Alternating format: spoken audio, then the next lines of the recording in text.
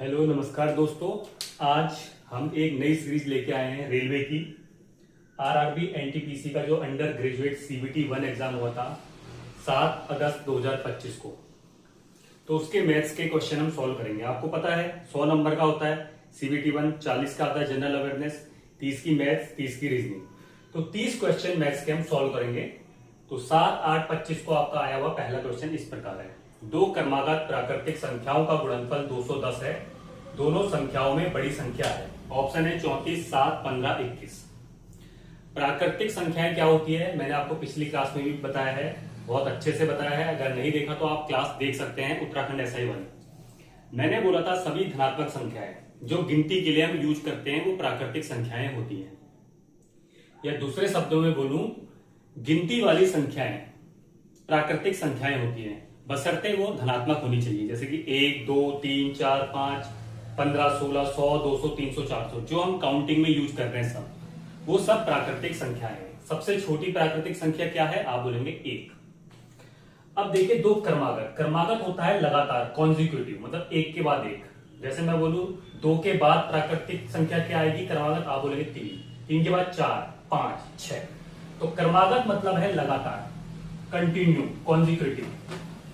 दो क्रमागत प्राकृतिक संख्याओं का गुणनफल कितना है? 210 है।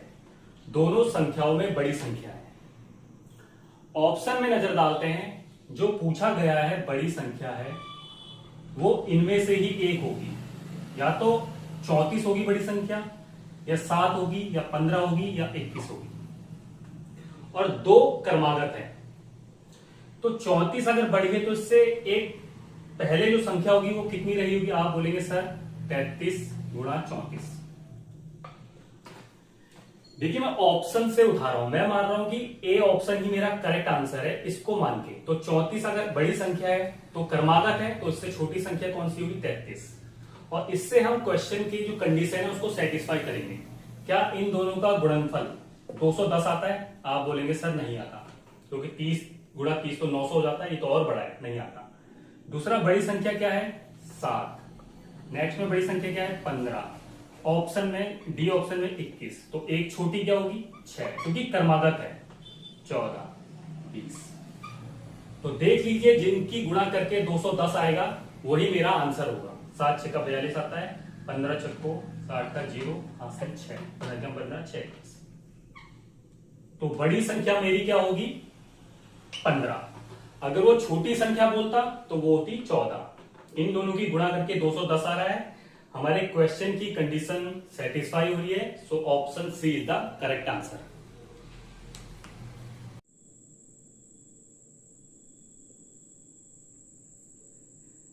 देखिए दोस्तों अगला क्वेश्चन है, नमन और उमर एक काम को क्रमशः 13 व 4 दिनों में कर सकते हैं।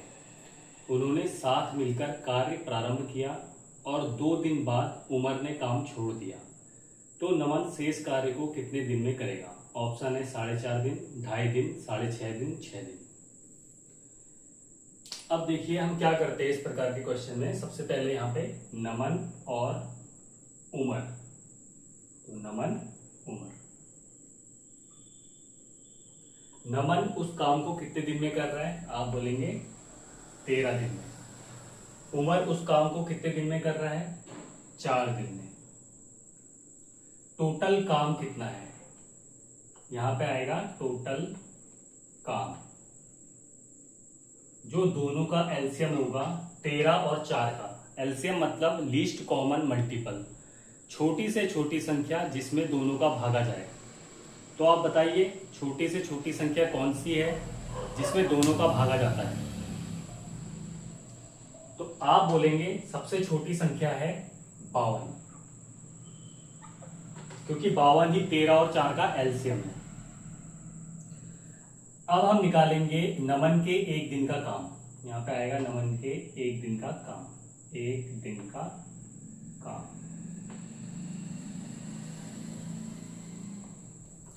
52 टोटल काम है, 13 दिनों में खत्म कर रहा है, तो एक दिन का काम कितना होगा? 52/13, और 13 से 4 बार भागा जाएगा तो एक दिन का काम 4। ऐसी उम्र के एक दिन का काम क्या आएगा? आप बोलोगे 52/4, मतलब 13 दिन। 13। देखिए एक दिन में कितना काम कर रहा है, 4 काम, और कितने दिन में काम खत्म कर रहा है, 13 दिन में। इसका मतलब वो डेली 4 काम करके 13 दिन में काम खत्म कर रहा होगा, तभी तो टोटल काम 52 है। ऐसी उम्र एक दिन में 13 काम कर रहा है और 4 दिनों में काम खत्म कर रहा है। 13 13 13 13, 4 दिनों में काम खत्म कर रहा है। यह है इनकी एक दिन की एफिशिएंसी या दक्षता या एक दिन का काम, एक ही बात है। और ये है हमारा 52 टोटल काम। इतना क्लियर है। अब देखिए आगे क्या बोलता है, उन्होंने साथ मिलकर कार्य आरंभ किया। उन्होंने मतलब दोनों ने साथ मिलकर आरंभ किया। 2 दिन बाद उमर ने काम छोड़ दिया। देखिए उमर ने काम छोड़ा कब, 2 दिन के बाद। इसका मतलब 2 दिन तक उन्होंने साथ काम किया होगा स्टार्टिंग में। तो नमन और उमर के हम बोले एक दिन का काम कितना है, तो आप बोलेंगे इसका 4 है, इसका 13 है। तो एक दिन का काम दोनों का ऐड करके कितना हो जाएगा, 17। 13 + 4। लेकिन उन्होंने काम किया कितना, 2 दिन तक। एक दिन काम है उनका 17, तो 2 दिन में वो साथ मिलकर कितना काम करते रहेंगे, आप बोलोगे 17 × 2 मतलब 34 काम वो खत्म कर चुके होंगे जब वो साथ मिलके काम कर रहे हैं। टोटल काम था 52, 34 काम वो कंप्लीट कर चुके हैं। बोलता है नमन शेष कार्य को कितने दिन में करेगा। टोटल काम था 52, 34 काम वो कर चुके हैं, तो शेष काम कितना है, आप बोलोगे जो शेष काम है वो है 18। इस 18 काम को नमन कितने दिन में करेगा, तो कितने दिन में करेगा, हम बोलेंगे दिनों की संख्या। दिनों की संख्या कैसे निकलती है, टोटल काम बट्टे एक दिन का काम। एक दिन का काम कितना है नमन का, 4, तो यहां से आ जाएगा ये 4.5 दिन में कंप्लीट कर चुका होगा। देखिए दिनों की संख्या हम ऐसे ही तो निकालते हैं, जैसे यहाँ पे 13 दिन है, तो हमने क्या कहा, टोटल काम जो है अपॉन एक दिन का काम।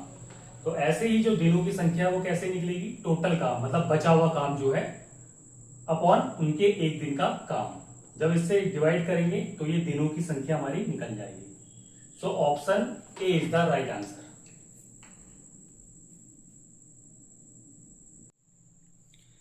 आइए दोस्तों अगला क्वेश्चन करते हैं। क्वेश्चन है किसी संख्या में 100% की वृद्धि करने पर 2780 प्राप्त होती है, तो संख्या क्या है। ऑप्शन है 2780, 4170, 695, 1390। ठीक है, कोई संख्या है उसमें हम 100% की जब वृद्धि कर रहे हैं तो हमें कितनी मिल रही है, 2780।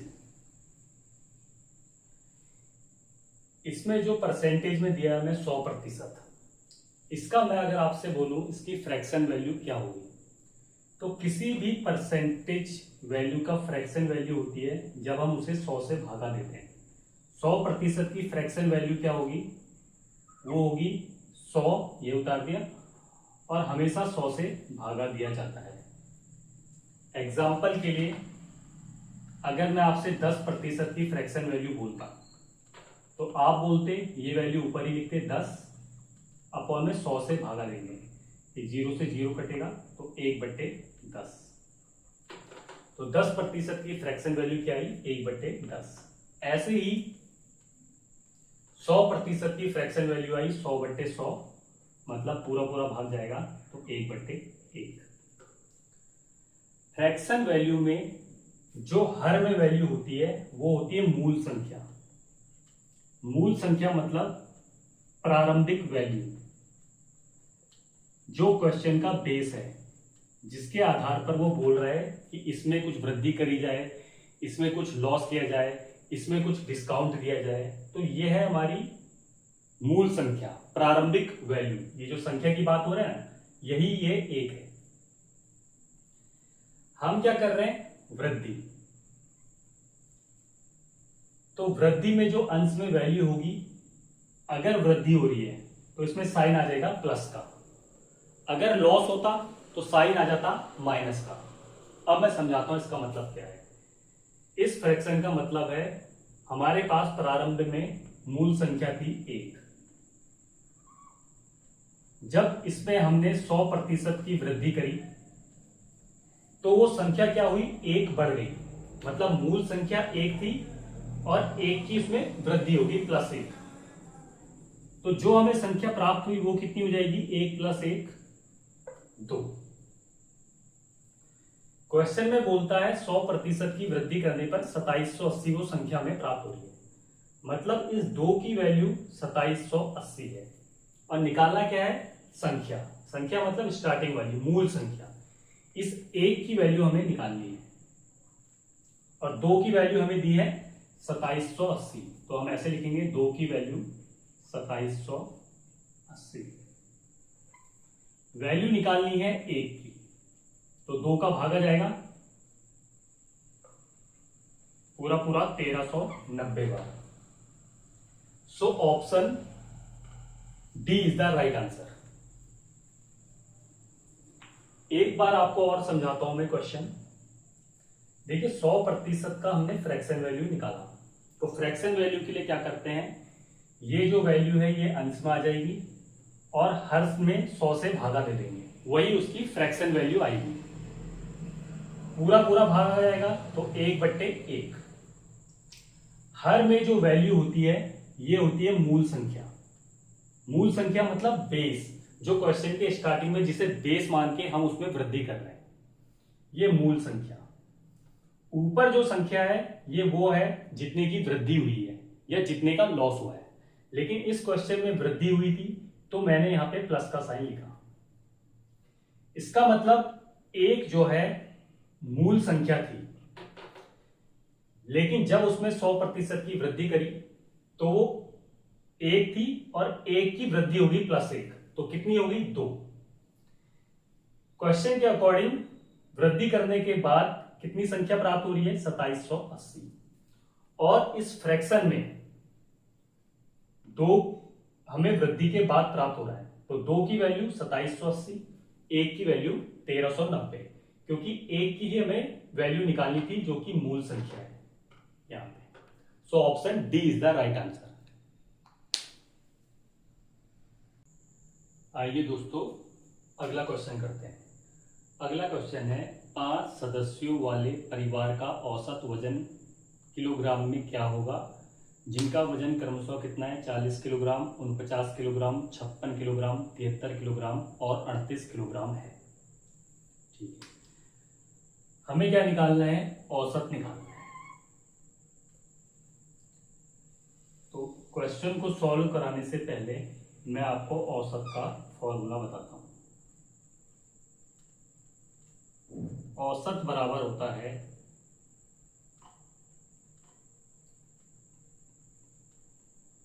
पदों का कुल योग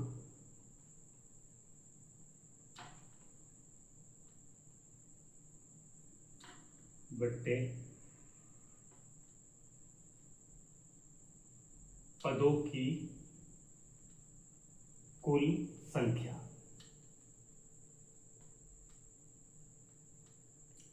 इंग्लिश में अगर लिखूं,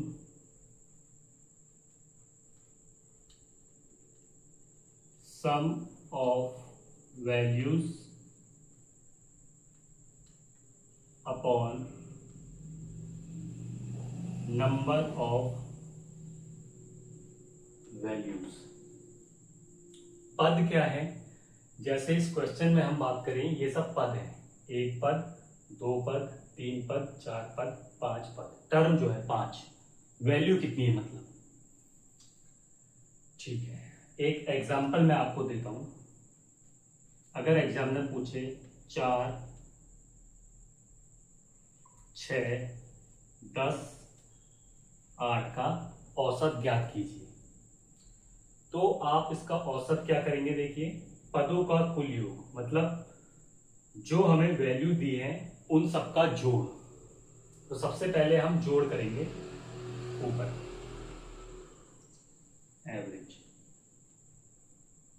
तो जोड़ करके क्या आएगा 10, 18, 6, 24, 4, 28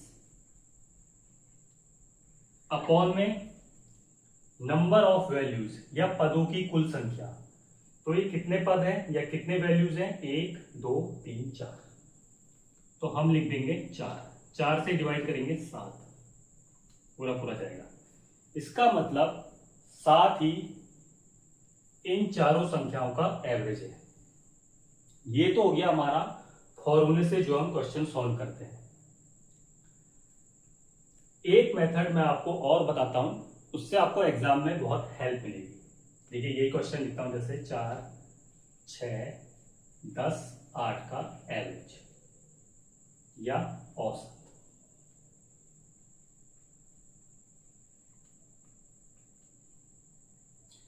आप क्या करिए, इन चारों संख्याओं में से या अन्य कोई भी संख्या अपने मन से एवरेज ले लीजिए, कोई सी भी अपने मन से। कोशिश ये करिए या तो इन्हीं संख्याओं में से वो एक हो या इनके आसपास हो। जैसे फॉर एग्जांपल मैं मानता हूं इन चारों संख्याओं का एवरेज 5 है, मैंने 5 अपने मन से माना है, तो मैं लिखूंगा यहां पे 5 जो आप अपने मन से मान रहे हैं, फिर आगे प्लस का साइन। अब मुझे बताइए ये जो 4 है 5 से कितना कम है, तो आप बोलेंगे 1 कम है। तो जितना कम है तो माइनस के साथ साइन।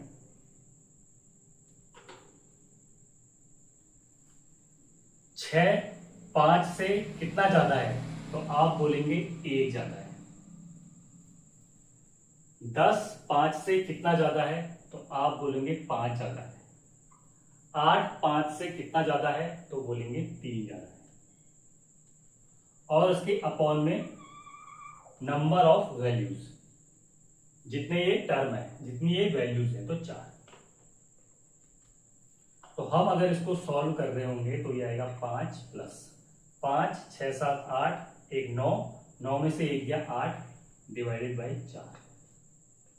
तो 5 प्लस 4 से 2 बार पूरा भागा जाएगा, तो ये आया 7, जो कि यही हमारा एवरेज है। देखिए मैंने आपको क्या बोला, ये हो गया आपका औसत फॉर्मूले से निकालने का तरीका। ये है आपका जो स्मार्ट अप्रोच वाला तरीका है, और एग्जाम में आपको ऐसे ही करना है। हम अपने मन से कोई सी भी एक वैल्यू एवरेज मान लेंगे अपने मन से। कोशिश करिए वैल्यू वे मानिए जो इसके आसपास होगी। तो मुझे 5 वैल्यू सही लगी। अब देखिए जो उसका पहला टर्म है 5 लिखा प्लस, जो पहली वैल्यू है वो 5 से कम है, तो जो कम है यहां पे वो लिख दीजिए, तो -1।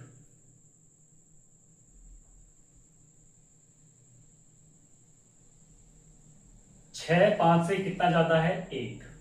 10 5 से कितना ज्यादा है, 5। और 8 5 से कितना ज्यादा है, 3। अपॉन में जितने ये टर्म है तो 4। तो इनको सॉल्व किया तो आया 8/4, 4 दूनी 8, 5 2 7। देखिए मैं आपको दूसरे तरीके से मान के दिखाता हूं। जैसे हमने यहां अपने मन से माना 5, मैंने बोला आपसे कोई सी भी आप वैल्यू ले सकते हैं। आप बोलेंगे सर कुछ और लेके दिखाइए हमें, तो मैं बोलूंगा ठीक है बताइए क्या लेनी है। आप बोलेंगे सर एक काम करके 6 ले लीजिए, तो मैं कहूंगा चलिए ठीक है, आपने बोला 6 तो हम 6 मान लेते हैं कि मान लीजिए इन चारों संख्याओं का एवरेज 6 है। मैंने क्या बोला 6 प्लस,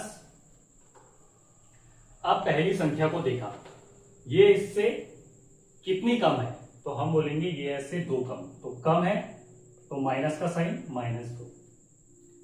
6 इससे कितना ज्यादा है या कितना कम है, आप बोलेंगे कोई ज्यादा नहीं है, ये इसके बराबर है, तो +0। जब बराबर है तो +0। 10 6 से कितना ज्यादा है, आप बोलेंगे सर 4 ज्यादा है। 8 6 से कितना ज्यादा है, आप बोलेंगे 2 ज्यादा है।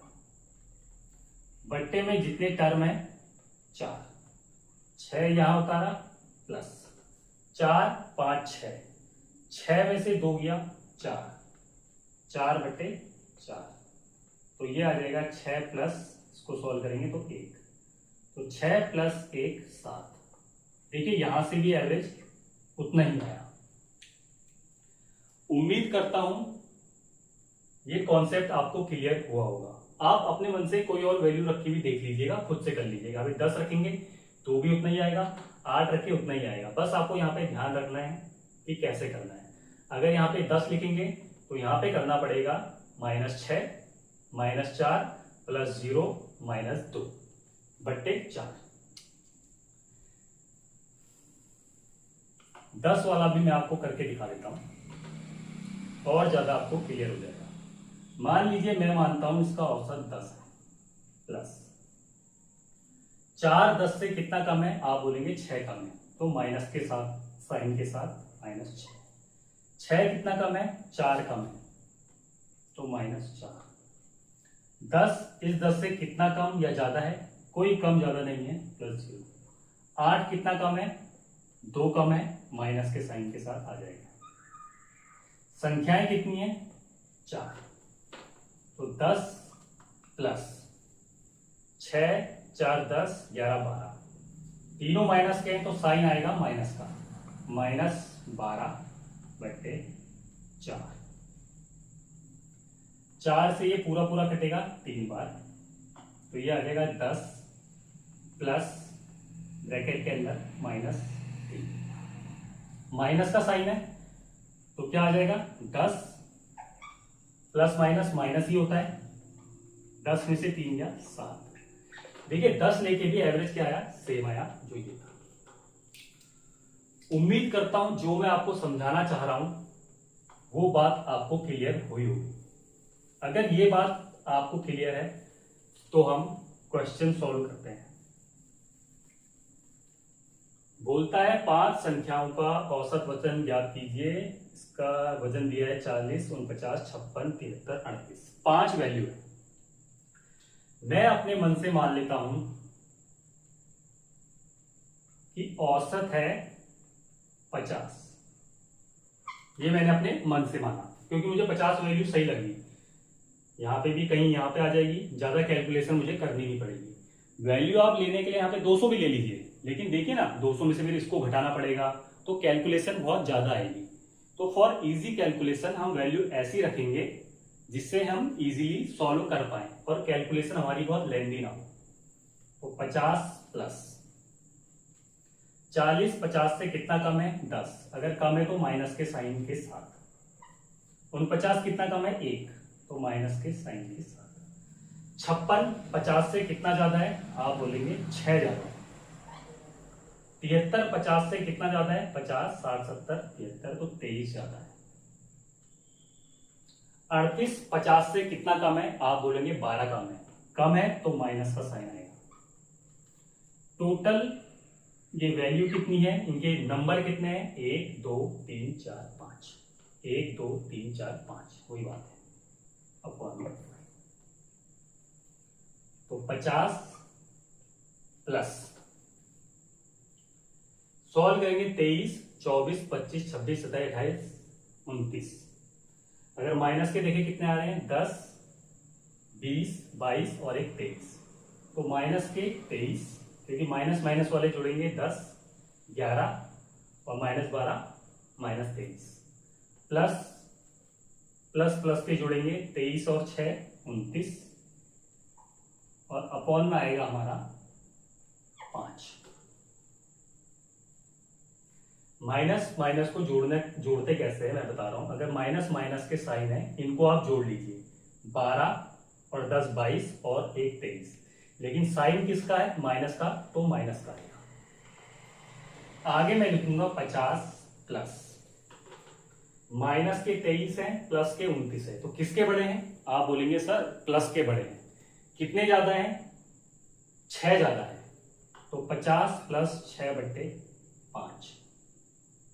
या हम आगे सॉल्व कर रहे होंगे तो 50 प्लस 6/5, 6/5 को सॉल्व करना आपको आता होगा। 6 में भागा दे रहे हैं, एक बार जाएगा, 5 कम 5, बचेगा 1।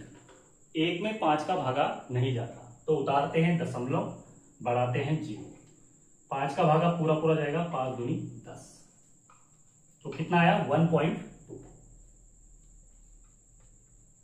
मतलब आंसर कितना आ गया 51.2। Option A is the right answer. ठीक है, आप इसको एग्जाम में इसी मेथड से सॉल्व करिएगा, इसमें अपनी प्रैक्टिस करिए, आपको बहुत हेल्प करेगा ये। ठीक है, ये मैंने करके देख लिया। अब हम नॉर्मल फॉर्मूले से निकाल के भी देख लेते हैं एक बार, क्या इतना ही आ रहा है। नॉर्मल फॉर्मूला क्या बोलता है, पदों का कुल योग, मतलब इनको जोड़ दीजिए, 40 plus 49 plus 56 plus 73 plus 38 upon में जितने ये टर्म है, जितनी ये वैल्यू है, कितनी है 1 2 3 4 5, इन सबको अगर जोड़ेंगे, कैसे जोड़ेंगे, 40 और 49, तो इन दोनों को जोड़ के कितना आएगा, आप बोलेंगे सर 89। इन दोनों को जोड़ के, इन दोनों को जोड़ेंगे तो कितना आएगा, 6 में 3 जोड़ेगा तो कितना आएगा 9, और 5 और 7 12, बचा कितना 38। इन सबको हम क्या कर रहे हैं, ऐड। तो इकाई के अंक से इकाई का अंक जुड़ेगा, तो 9 दूनी 18, और 18 में 8 जोड़ेंगे तो कितना आएगा 26। 26 का उतारेंगे 6, कैरी 2, 8 9 10 11 12 13 14 15, एक कैरी 256। तो हमारा आया 256/5।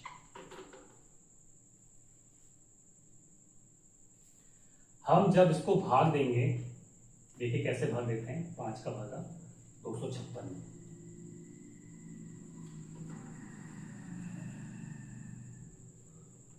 आप बोलेंगे 5 का भागा 25 में पूरा पूरा जाएगा, तो 5 पंजे 25, पूरा कंप्लीट हो गया, बचा 6। 6 में कितनी बार जाएगा, एक बार, 5 कम 5, बचा कितना 1। अब 1 में 5 का भागा नहीं जाता है, तो उतारेंगे दशमलव, आएगा 0, और 5 दूनी 10, पूरा कंप्लीट। तो हमारा एवरेज क्या आया 51.2। So option A is the right answer. इससे भी आंसर वही आएगा, उससे भी वही आएगा, लेकिन आपको एग्जाम में दोस्तों स्मार्ट अप्रोच करनी है, ऐसा मेथड यूज करना है जिससे आपकी कैलकुलेशन कम हो और गलती होने के चांस बहुत कम हो।